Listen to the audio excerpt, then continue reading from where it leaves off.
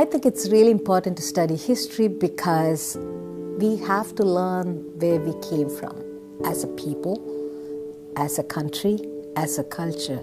And unless we know where we came from, we can never move forward, because where we come from really shapes who we are today. Welcome to Thoughts, Camera, Action. This next story is going to look at a young lady by the name of Kimpa, Vita, who was also from the Congo, the same place as King November, also known as King Alfonso I. And it was around this time period that this young lady rose from the ashes of the confusion that was taking place in the Congo to become a bold, outspoken young woman. And she didn't really go with the general rhetoric that was being advocated by the Catholic Church, meaning she was very much an outspoken antagonist of the Catholic Church, to the extremes where she allegedly said that the Messiah was not a Caucasian in appearance, but similar to the people of his day. As you might imagine, these words, even when spoken today, cause a feeling of uneasiness and uncomfortableness even among black and white and in-between believers. This lady was very courageous and bold when it came to speaking out against the foreign oppression of her people. Kimpa Vita was 22 years old, and for these outspoken, frank, unpolitically correct opinions, she was caught and burnt alive. You could say she was an African version of Joan of Arc, a female who stood up against the powers that be unapologetically and courageously.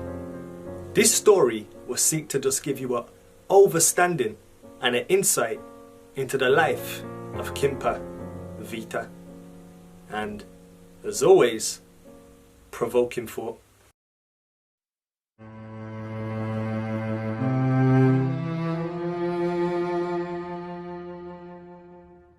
On the 2nd of July 1706, in Mbamza, Congo, the city of the Congo Kingdom, a 22-year-old young woman was burned alive for the revolution against slavery. Her name is Kimpa Vita, the mother of the African Revolution.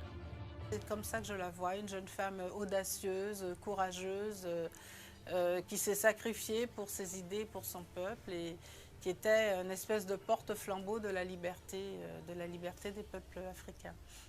C'est très moderne en fait, l'image de Kimpa Vita est très moderne, parce qu'encore une fois, je dirais que chaque génération, il y aura toujours des personnes qui vont dénoncer les injustices, il y aura toujours des personnes qui vont se dire, tiens, un autre monde est possible.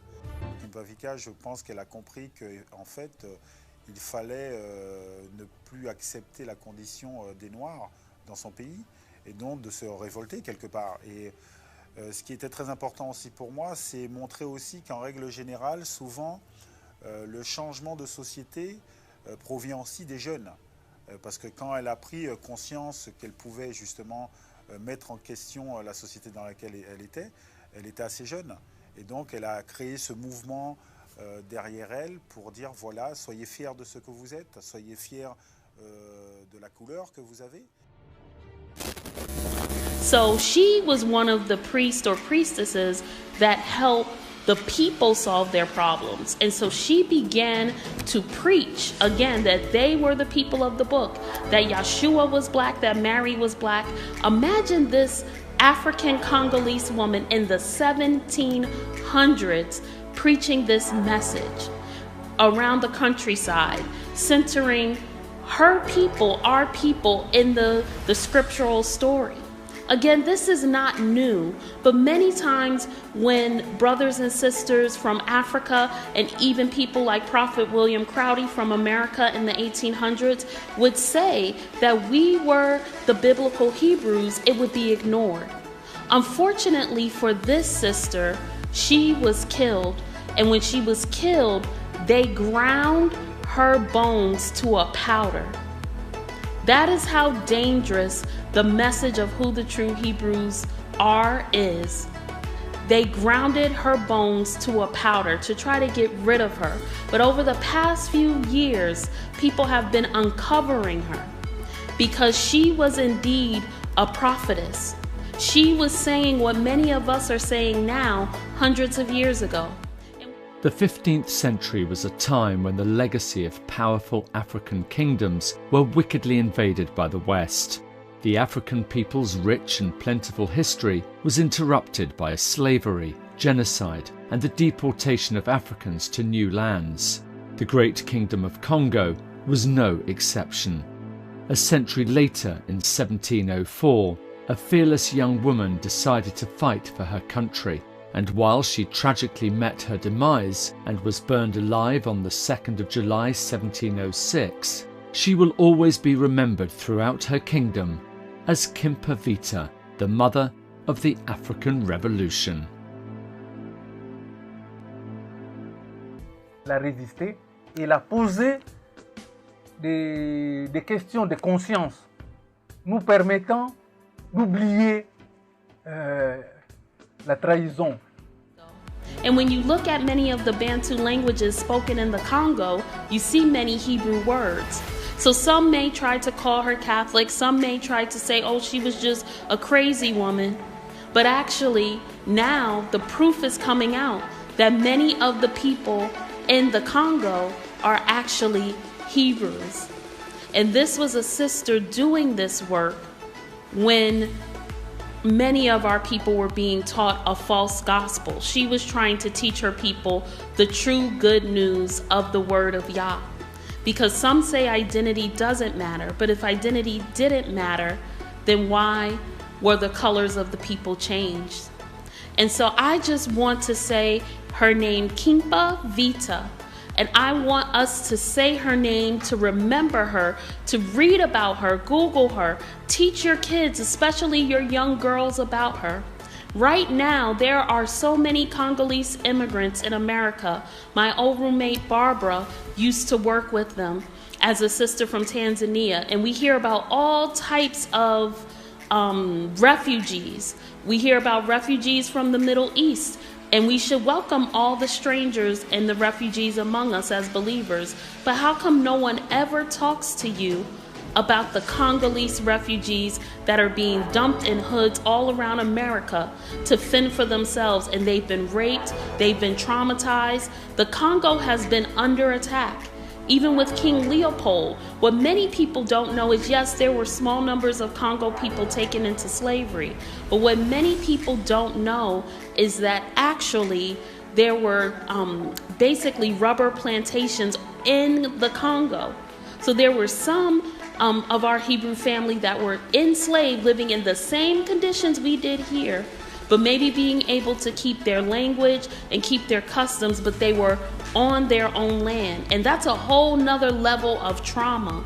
Yes, it's traumatizing to be taken from your land, but imagine someone sets up a plantation on your land and they make you work it. And if you didn't turn in that rubber for King Leopold, you were getting limbs cut off. So sometimes we think Deuteronomy 28 only happened in America or the Caribbean and Latin America. No, it happened right in Africa as well. She was a woman of faith, of truth, and of theology. This is a quote from her that I think sums up true, having a sincere faith in Yah, because it's really not just about keeping the commandments, getting immersed, wearing the fringes, but you're not really connected to Yah. This is a quote from Kimpa. Yah wants intention. It is the intention that Yah grasps. Immersion serves nothing. It is the intent that Yah takes. Confession serves nothing. It is the intention that Yah wants. Good works serve no purpose. Intention is what Yah wants. And this quote basically means you can do all the right things, but if your heart is not right, Yah is not going to accept it. So even in teaching about Hebrew identity and the awakening, if our intention is hate and bitterness and just to be prideful, Yah's really not going to take it. When she was going around the countryside preaching for her people as someone that her people ordained to deal with their collective issues, she was not doing this because she was so fixated on the Portuguese Catholics and she hated them. She was doing this out of a love for her people. And so even as we share this information, what is your intention? Your intention should be more focused on your people than on hating someone else, because our enemies will be dealt with. And even how they killed her and grinded up her bones will be dealt with. Yah is not slack in taking care of his children.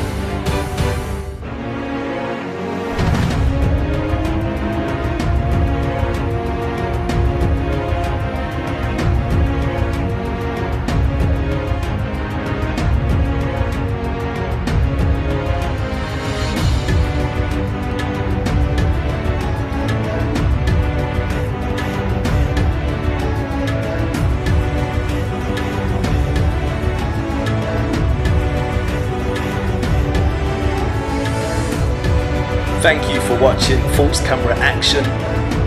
Before you go anywhere, don't forget to click subscribe.